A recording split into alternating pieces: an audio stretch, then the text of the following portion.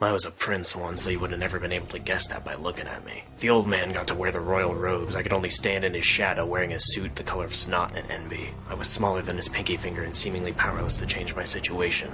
But I knew, even then, that one day my father would be gone, and none of these things would matter.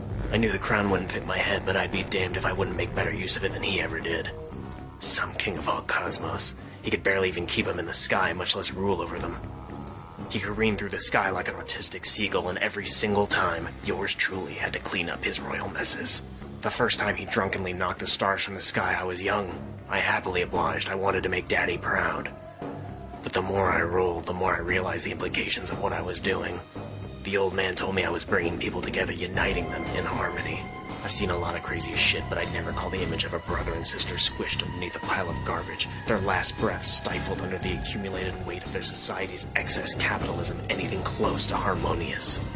They screamed and they ran and they died, the king cheering me on all the while. And the Katamari got bigger. I went straight back to the king and refused to go any further with the mission. I wouldn't be his assassin anymore. I got a few words into my monologue before he blasted me. He didn't give a rat's ass about the Earthlings or the blood and tears that had been shed that day. He only cared about the size of his goddamn Katamari to create a universe in his own image. He told me if I didn't go back and double the size of my Katamari, he'd keep blasting me until there was nothing left. I was scared. I was weak. I went back to Earth and rolled up every single man, woman, child, and object on that godforsaken planet. And the Katamari got bigger. I thought once I'd restored the constellations, my dark days of rolling death would end. I was wrong.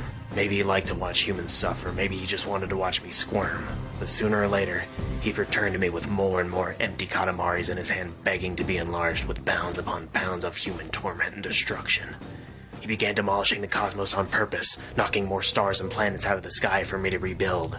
And like the stupid mammals they were, the Earthlings began wanting to get rolled up. They stood in fields and idiotically sung praises for a man who wished for nothing more than to squish them beneath rolling death. I began to fear them just as much as I feared Father. Even if I tried my hardest, if one of them was disappointed with even one Katamari I had slaved over, I would be punished severely. There was no respite, no justice, no hope. And the Katamaris got bigger. But my mother, my dear, sweet mother, who had been the only solace for my king's rampages throughout my entire life. She told me the typical touchy-feely stories about the happy beginnings of their relationship, of shared lobster milkshakes and the detachable hairdos and gigantic rolling balls. But I never bought any of it, never understood how she could still stand by his side. Maybe she was just powerless, or stupid. Or maybe, just maybe, she thought there was still some good in him. She was wrong. No more, I vowed. He'd hurt too many people, ruined too many lives. It had to end now. He stared at me with terrified disbelief as it rolled into view. His screams were almost drowned out by my own laughter as I rolled it closer and closer, savoring his every terrified shriek. And then, one last beautiful time, the Katamari got bigger.